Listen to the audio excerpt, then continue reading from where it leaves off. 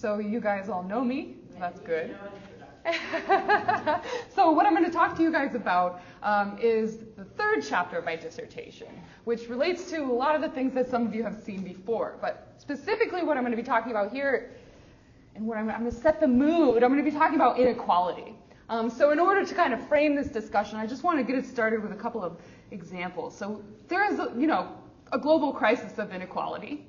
I think it's fair to say inequalities are getting extremely extreme at this point, and there's a really interesting thing going on, which is a lot of people are talking about it, and there's a lot of interest being raised about it. Not just, of course, this is happening amongst scholars, academics, but it's also happening just amongst people in general. So Bernie Sanders, who identifies himself as a democratic socialist, was a major candidate for presidential election, and there's a lot of and I think it's a lot because of that particular issue. People are really drawn towards this issue of inequality, and he is continually, that is one thing he's very consistently vocal about. So I want to there's an example that he gave in an article from a couple of weeks ago, and the article was in The Guardian, and it was called Let's Wrench Power Back from the Billionaires, which is very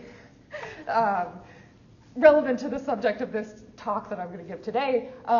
So he gives an example about Jeff Bezos. So he's the founder of Amazon, right? Everybody knows wealthiest person in the world. I think he has over $100 billion, which is an unfathomable amount of money.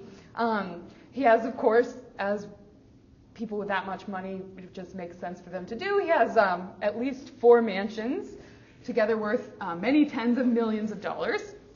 And he's also spending, this is the example, $42 million for the construction of a clock inside of a mountain that will, supposedly it's going to run for 10,000 years. Whether or not we'll be around for that is another question. But this is what this clock is going to do. So he's spending $42 million on that. At the same time, Amazon workers, many of them are extremely impoverished, working in potentially unsafe conditions in many respects. Many of them are relying on Medicaid, food stamps, and public housing that are paid for by U.S. taxpayers. So we've got this very, very extreme divergence and difference in the wealth amongst people in the country and the world.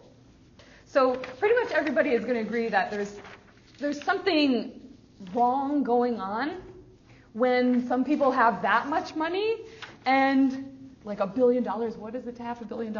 Well, others are not having enough to really keep above water, keep their heads above water and stay afloat. So I've argued elsewhere, and this was my writing sample for those of you that looked at it, that people have a right to the basic resources required for agency. What I'm going to argue today is that beyond these basic resources, our economic system also has to be compatible with equal democratic citizenship. So this means that citizens must have access to the socioeconomic resources that are required for equal democratic citizenship.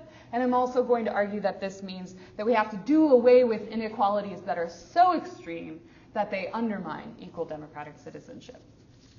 So I'm, of course, going to make this argument from a Kantian perspective. Kant argues in his Metaphysics of Morals that each person has what he calls the innate right to freedom, the one innate right. So this means each person has the right to direct her will in the external world consistently with others' rights to do the same. So you guys have probably, those of you who came yesterday probably have heard me emphasizing that consistently with others' rights to do the same a lot. So I'm going to keep doing that today. So I argue that this fundamental right to freedom entails a right to equal democratic citizenship, another thing that overlaps with yesterday. In order to secure the right to freedom, then, what we have to do is secure the conditions of equal democratic citizenship. So the fact that I'm using Kant to make this sort of an argument is going to be something that may be surprising to anyone who is familiar with Kant's political philosophy, even just loosely. So something that Kant does say is that individuals' freedom is, and this is a quote, quite consistent with the greatest inequality in terms of the quantity and degree of their possessions. Now, there's some questions about context there about exactly what he meant, but there's definitely there have been many sort of libertarian interpretations of Kant's political philosophy. And a notable example of this is Hayek. So Hayek relied on Kant's moral principles to argue that, to ground his criticism of the welfare state. But regardless of Kant's stated views, my aim here is not to be interpreting Kant, but to be taking Kant's fundamental principles, just starting with those, and arguing that those principles entail robust socioeconomic rights, even if Kant himself didn't see that these robust socioeconomic rights were an entailment of these principles. And I think that it's even more important to be making this argument from a Kantian perspective, given the way the Kantian perspective and the Kantian principles have been used in the past. Because when you look at the arguments that people are making against placing restrictions on the market and against taxing heavily to eliminate inequalities, these arguments are overwhelmingly relying on rhetoric of freedom, and a type of freedom that sounds something like the type of freedom that Kant is talking about. So the idea here is that taxing Jeff Bezos violates his freedom, so it takes away what is rightfully his. So people argue either that we don't have a right to tax Jeff Bezos, or if we do decide to tax Jeff Bezos, what we're doing is trading off his freedom for something else that we value more. For example, the sake of equality or something, and that there might be a tension between freedom and equality. So on my view, though, there is no trade-off between the values of freedom and equality. So citizens, on my view, have a right to freedom, and so they have a right to equal democratic citizenship and equality before the law more broadly. And securing the conditions of equal democratic citizenship, then, is not something that's going to violate freedom. It's instead something that is going to both secure equal citizenship and, in so doing, secure their right to freedom as well. So there's no tension, then, between freedom and equality. Okay. So that's the general shape of what I'm going to do. Now, getting into the specifics, the first thing I want to get into is giving an account of the Kantian right to freedom. So Kant argues, again, that each person has the one innate right to freedom, and as he puts it, and this is on your handout, freedom, independence from being constrained by another's choice, insofar as it can coexist with the freedom of every other in accordance with the universal law, is the one original right belonging to every man by virtue of his humanity. So it's first really important to note that this idea of freedom, this right to freedom, is different from the Kantian idea of autonomy that we hear about in Kant's moral philosophy. So freedom in the ethical theory, Kant's ethical theory, involves doing things for the right reasons and acting from moral duty, internal freedom. Kant's theory of right is concerned specifically with external freedom, so with the free exercise of one's will in the external world, protected from interference by others. So according to Kant, each person is going to necessarily have the right to freedom, the innate right to freedom. So again, what this is going to mean is each person has the right to direct her own will consistently with others' rights to do the same. And this last part is the really, really important part. So my right to freedom does not include a right to act in ways that restrict other people's freedom. And I think that this universalizability, this sense in which everyone's freedom is consistent, is one of the most important aspects of the Kantian right to freedom. And I also think that this universalizability is the reason why the Kantian idea of freedom has so much to offer in debates about things like inequality, and of course I'll say more about later. And I'm going to give you a bit more detail in a minute about the right to freedom, but before I do that, I want to talk to you about a contrast between the Kantian right to freedom and another very influential conception of freedom and the right to freedom, in order to demonstrate why this aspect of universalizability is so significant. So I want to contrast the Kantian right to freedom and idea of freedom with freedom as negative liberty. So with the conception of freedom as negative liberty, as you guys probably recognize Isaiah Berlin's definitive characterization of that, a right to freedom is a right to non-interference.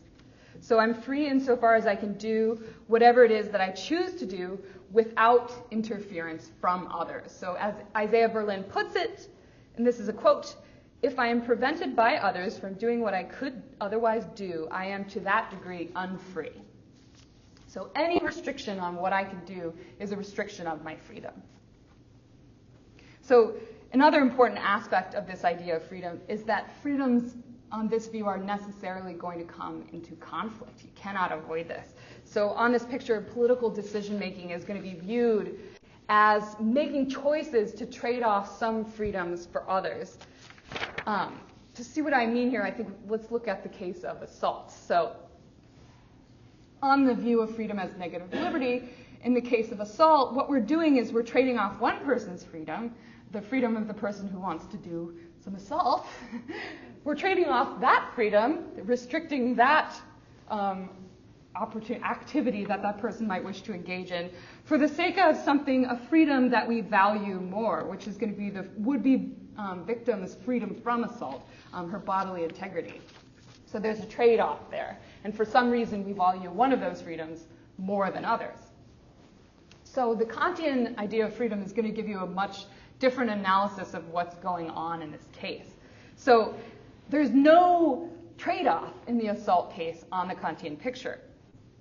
So on the Kantian picture, again, a person's right to freedom does not include a right to violate other people's freedoms. So there's no trade-off. My right doesn't include a right to assault another person. You have the right to direct your own will in the external world. My right to direct my own will in the external world doesn't include a right to interfere with your directing of your own will. So when I attack a person, somebody else has a right to her directing her own will in the world, her own bodily integrity. And when I assault her, I'm violating that right. I'm overstepping. I'm not just directing my own will, I'm trying to direct yours as well. So forbidding me from attacking, assaulting somebody, doesn't violate or restrict my freedom. It's just protecting hers. So this is what I mean when I'm saying that the Kantian right to freedom is universalizable. So on this picture, everybody's freedom, each person's freedom is consistent with everyone else's freedom, and there's also no conflict between specific freedoms. So all of the rights that are entailed by the one innate right to freedom are going to be consistent with one another. So there's no trading off on this view. So freedom is the one innate right from which all others flow on the Kantian picture, and it can never, never be legitimately traded off for anything else. So in this sense, the Kantian right to freedom is an inviolable right, an inalienable right. And I think that the idea of freedom as negative liberty just cannot give rise to the same level of absolute inalienable right, and for the simple reason that it's strange to think of an inalienable right or an absolute right that needs to be traded off with itself. That's in conflict with itself. It can't be absolute in the same sense. Okay, so that's the difference between freedom as negative liberty and the Kantian idea of freedom. Now I want to tell you a little bit more about what it is to have the innate right to freedom. So Kant said that there were some authorizations contained within the right to freedom, which is kind of a weird thing to say, but I think what he means here is just what it means to have the right to freedom means that you also have the right to these authorizations. Having these authorizations just is what it is to have the right to freedom. So I think two of these authorizations are going to be key to developing a Kantian argument for equal democratic citizenship. So I'm just going to focus on these two. There are some others as well, but they're not as important here, I think. So the first one, and this is on your handout, is, quote, innate equality, that is independence from being bound by others to more than one can in turn bind them. So each person has this innate right to freedom, and this is the innate right to direct her will in the external world. So this one fundamental right, it's the same for everyone. And on this picture, I've already said this, the right to freedom is the one innate right from which all others are flowing. So the specific rights that a given individual has then are going to follow from this one innate right to freedom, which is the same for everyone, and the specific circumstances in which an individual finds herself and her specific conditions. So then different people in the same circumstances then are always going to have the same rights because they're being considered solely in virtue of their innate right to freedom, of course applied to this particular circumstances in which they find themselves. And since everybody has the same innate right to freedom, all are going to be equally and reciprocally bound to respect one another's right to freedom in the same way. So if others are bound to respect me more than I am bound to respect them, there is something going wrong here. So it must either be the case that others are being bound to respect me more than my right to freedom demands, or I am not being held to the standard of respecting them as much as their right to freedom demands. So if there's an inequality in authority, then to the extent that one person is being respected more, that person is to that extent the master of the other person, which transitions into the second authorization that Kant talks about, which is self-mastery. So and this is also on your handout, the second authorization is, quote, a human being's quality of being his own master. So in saying that this authorization is contained within the right to freedom, I think what Kant is saying is that part of what it means to have the innate right to freedom, the innate right to direct my own will in the external world, is having the right to be the master of my own will. So I have the right to decide what I will do, so long as this right doesn't conflict with your right to do the same thing, to decide what you will do. So we're all equally bound to respect each other's innate right to freedom, which means that we're equally bound to respect each other's rights to be our own masters. So if one person is bound more to another, then that other is in turn bound to her. The person who is disproportionately bound is, as I was saying before, to that extent subjugated to the other person's will. Okay, and we'll get into this more, obviously, with inequality and how that relates here.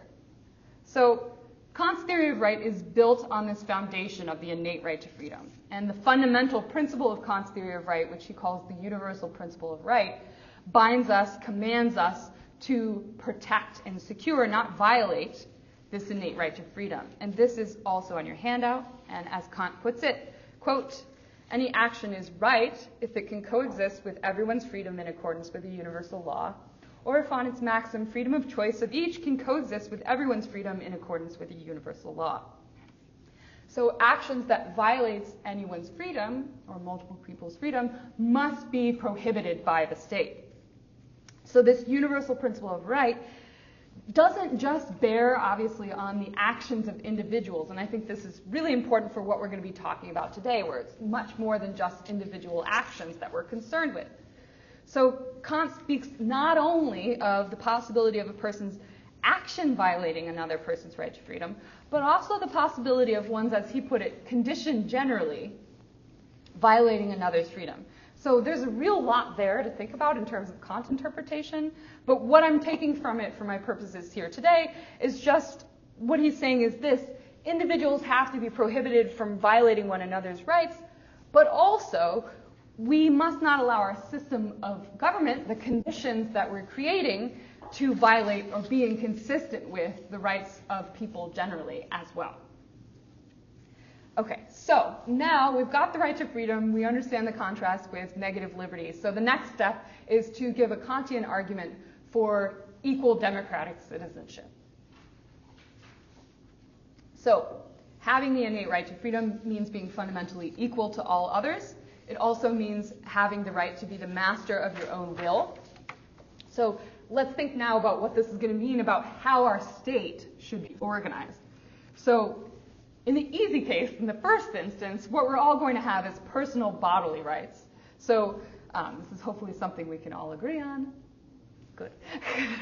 So we are all equally and reciprocally bound to respect one another's bodily rights. So we have the same right to freedom, which means we have to direct our own wills in the external world, which means that each person has the right, pretty simply, to control her own mind, her own body.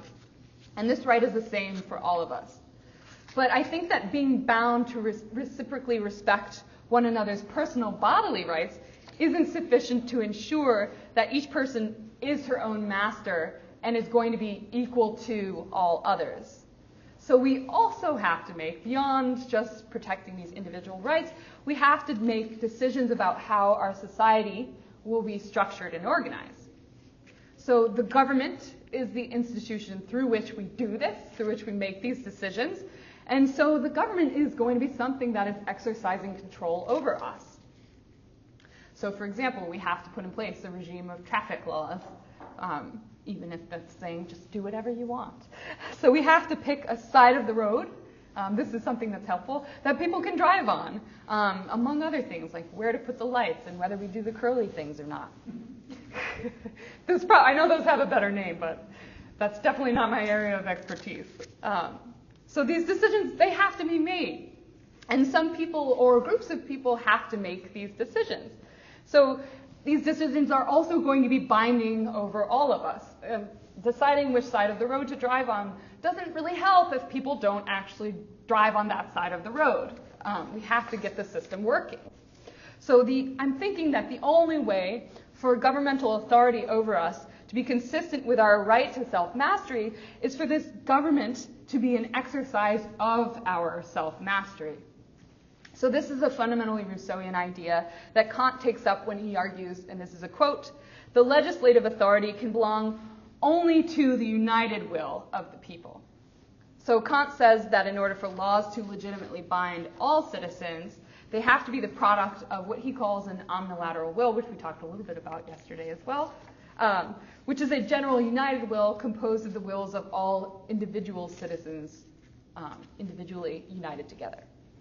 Okay, so there's a decent amount of evidence that Kant himself, again, Kant keeps making trouble for me, he only endorsed what a Kant scholar named Christopher Hainish, I don't know if I'm saying his name correctly, what he refers to as a, quote, substantive criterion for Republican legitimacy. So rather than arguing that citizens have to give laws to themselves through democratic processes, Kant seemed to argue that only that laws must be such that citizens could have given them to themselves through democratic processes, or they could have given them laws to themselves.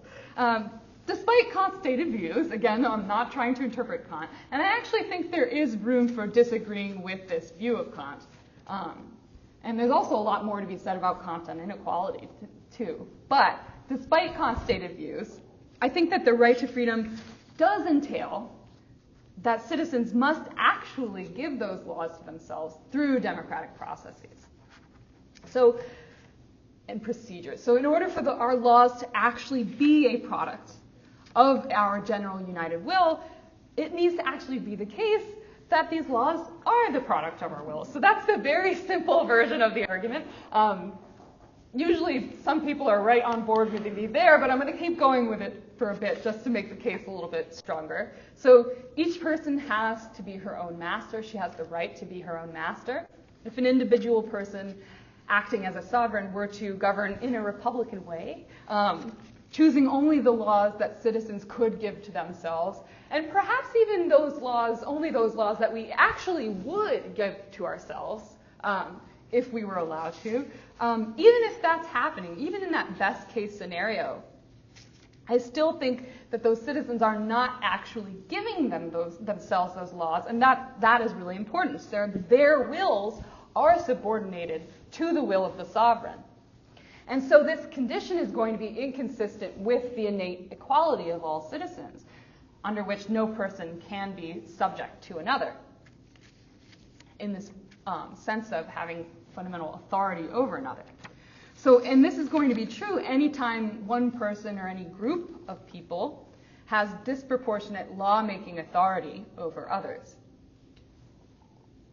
So in order for the laws to be consistent with our right to self-mastery, we must actually give these laws to ourselves. And in order for laws to be consistent with our innate equality, we all have to have an equal part in giving these laws to ourselves. So it's important, I think, to note, though, that on the Kantian picture, laws can be the product of a democratic lawmaking process and still be illegitimate. So the right to freedom is going to place pretty robust substantive limitations on what we can legitimately decide via our democratic decision-making process. So any law that's inconsistent with the fundamental right to freedom will be illegitimate. And this is, of course, a really big can of worms to open as far as what exactly these Republican limitations are going to be.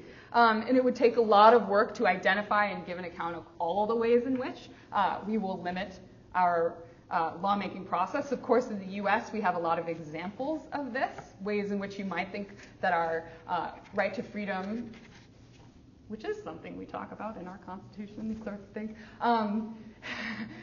is secured by our Bill of Rights, for example, and these sorts of things. And I also want to give you an example to make this idea a little bit more concrete about how we're going to place limits on the democratic lawmaking process. And I want to just flag for you that this example is disturbing and kind of upsetting, but I think that's why it's such a good example, because it is something that is so clearly in violation of the fundamental right to freedom. So marital rape laws in the United States, up until 1993, it was legal in some states in this country, although I think maybe some people aren't even aware of this. It was legal to rape your wife up until 1993.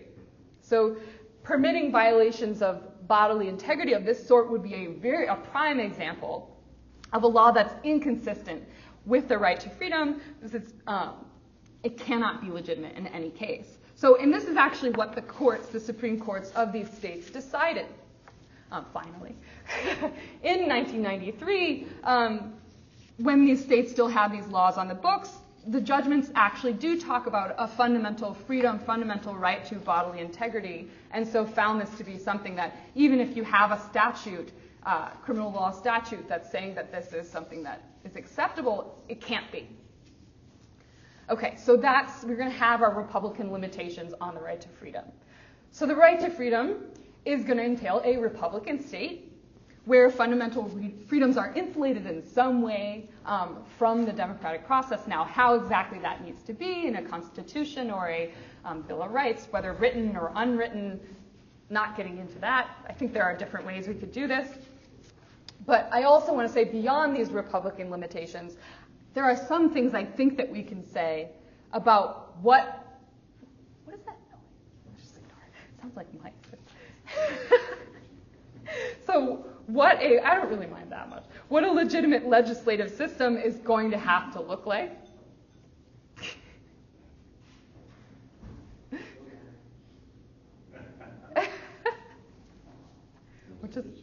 Oh, okay. So if we're each going to have, so we're getting back to what is this democratic legislative process going to have to look like? I could talk all day about what a democratic process has to or could look like, or what the right to freedom is going to mean about what it should look like. There's so much that we can say about that. We can fill 100 books. But I think there are some really fundamental, just basic things that we can say about what the legislative process has to look like. So first of all, if we're each going to have an equal part in governing, then we have to have some sort of a way that we can take part in governing. So there must then be some sort of democratic process by which we exercise this right, and some sort of voting then, or a similar voting type thing. And also, if we're all going to have an equal part in our democracy, then our votes must be weighted equally. So one person, one vote type of situation. So there are certainly still a great many details yet to be settled about what exactly the process is going to have to look like. Setting this aside, I have lots of, maybe not too many opinions, but there are just so many. But if you want to talk about it more in Q&A, I would be happy to talk about it then. But what I want to focus on, instead of the details about what the democratic process is going to look like, is what this means, what this fundamental right for equal democratic citizenship means for what our socioeconomic system has to be like, and what our socioeconomic rights are.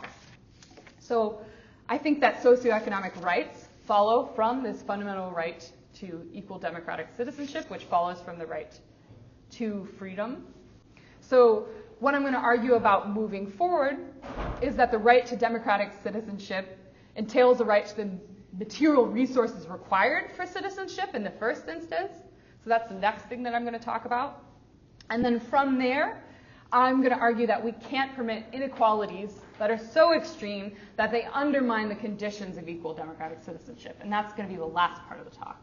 So then let's talk about the socioeconomic resources required for citizenship. So at this point, we've had our justification for equal democratic citizenship. And I think, though, that the formal right to participate in the legislative process is not going to be enough to secure this equal right to equal democratic citizenship. So I think that we have to also make sure that our economic and property system, as well as the distribution of socioeconomic resources more broadly understood, is compatible with the right to equal democratic citizenship. So I think intuitively, although at this point we in this room are probably so far past our intuitions that this may be less the case, but intuitively we might think that how we structure our property and economic system and how we allocate socioeconomic resources is outside the realm of what we should exercise political control over. So the idea here is that the capitalist system is a natural or the natural way for an economic system to be organized. So it's governed by its own laws. Most prominently, we might think some version of survival of the fittest governs who succeeds in the market. So on this view, it's up to us to secure our own access to these resources. And if we don't succeed in doing it, then that's no one else's fault. It might not even be our fault, really. It could just be misfortune or something like that. But it's not somebody else's responsibility, is the important point. So deciding who gets access to these resources on this view is beyond the realm of what the government should appropriately be doing. So I think that with the perspective that we have within our capitalist economic system, this intuition is pervasive. So it's hard to get out of this mindset of accepting capitalism as just being there, as some sort of a natural phenomenon. What I think this intuition does, though, is obscure our own responsibility for our economic and property systems. So we create and maintain our system of ownership and exchange. When we create a state, we together take control over the resources, material resources in our state. The government has to create a regime of ownership and exchange, which is going to be a body of laws, formal or informal, that specify who owns what and how what we own can be transferred to someone else. So how we acquire objects. So it's going to specify the kinds of rights that we can have with regard to the objects, in addition to specifying how we transfer objects, how we acquire them from each other. So in order for our legal regime of ownership and exchange, just like any other law, in order for it to be legitimate on this Kantian picture where we're all equal and we're all masters of ourselves, these laws have to be created by this idea of the omnilateral will again. It has to be, we have to make these laws together in order for them to be binding over all of us.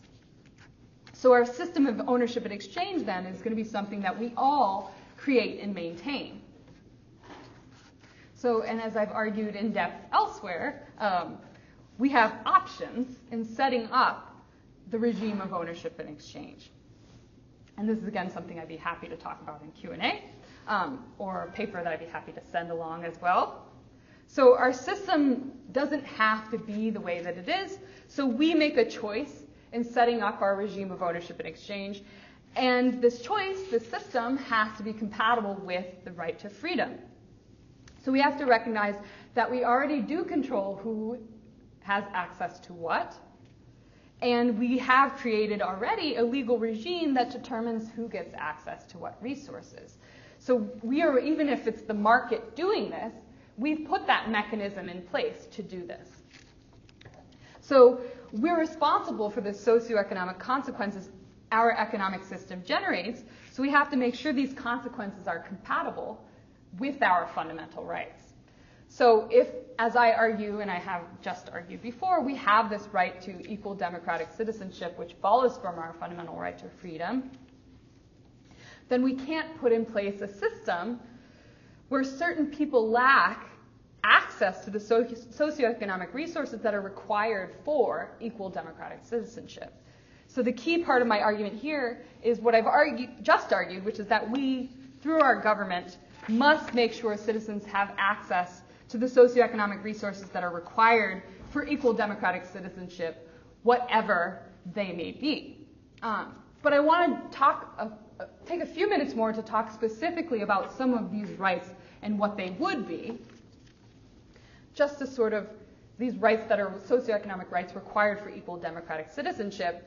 And I'm not trying to give like a comprehensive account of all of the things we have to have in order to have a right to equal democratic citizenship, but I just want to give some examples to show how these arguments work within the Kantian framework and how some really important rights are going to fit in. And I'm definitely thinking of socioeconomic resources more broadly. So the first example, what I want to talk to you guys about is education.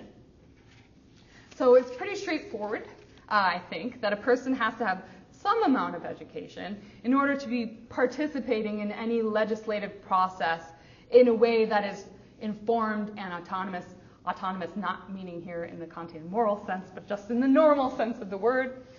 So what education is required for citizenship in a given state is going to vary relative to that state and the particular nature of that state. So in a general sense, at a minimum, a person is going to have a basic level of education. So whatever amount of training in basic subjects, like what were the 3 R's in the U.S., reading, writing, and arithmetic, or something like that, or whatever is going to be required for participation in that society. So in the U.S., for example, citizens have to be taught how to read, we might think, in order to really be participating in the legislative process. Which doesn't, of course, mean that I'm not saying that we should take away a right to vote from people that cannot read. I'm simply saying they have the right to be taught how to read. Okay, so we can imagine a different state, not like the U.S. though, different sort of state. Let's imagine a state that's focused on subsistence farming and has maybe like a town hall system of government or something like that. So in that state, teaching people how to read, it might not be necessary, and it might also not be possible. So this is going to explain the variable character of fundamental socioeconomic rights of this sort. So beyond a basic level of education, though, I think that people of a particular state also have to be taught the specific skills that are required for actually participating in the state's legislative process. So another Kantian, and her name is Sarah Holtman, she puts this point really well in a case of a system like the U.S.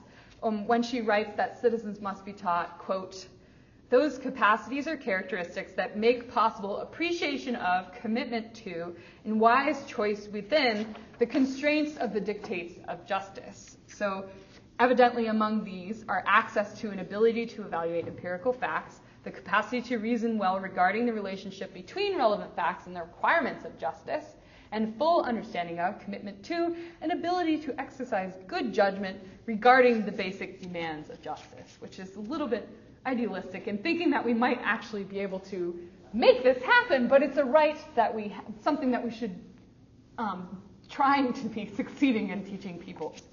So I agree with Holtman that effective participation in the legislative process requires the development of reasoning and deliberative capacities. So we don't need to understand everything. We don't have to be taught the specifics of every issue that's of central importance to our state.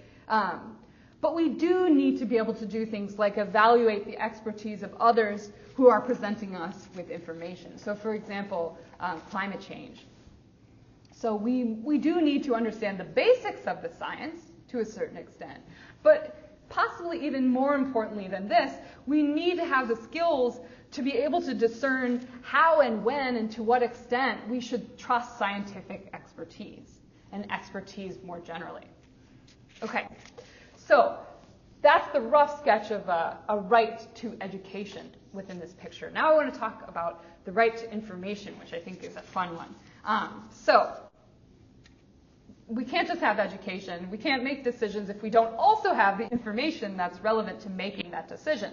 So the most obvious consequence of this is going to be that our government can't be legitimately denying us the information we need to be exercising our vote, again, in an informed manner. So beyond this, though, that's the basic case. Beyond this, I think we also have to have a press that is free and free from governmental control and interference in really important ways. And this press has to be able to tell us what's going on in our state and around the world, and it has to be able to vigorously and without bias investigate issues, as far as we can get, as close to without bias as we can get, investigate these issues that we as a society should be concerned with or are concerned with. So in order to make these decisions about what we should do, these central democratic decisions, what issues our government should address, how they should address them, we need to know about these issues. So if the state or particular citizens are controlling what information other citizens have access to regarding a particular issue, then the citizens that control the information, or the state which controls the information, control those citizens' opinions on the subject. You can't form a negative opinion if you don't have the negative information that would give you that negative opinion. So they decide, whoever has the information decides how others are looking at the issue because they control what information the others see. So this right to have access to information includes a right to be free from propaganda, for example.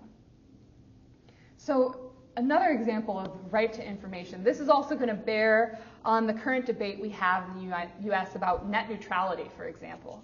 So if corporations control what information we see, they control, again, our perspectives on these issues, these central issues that our nation is facing.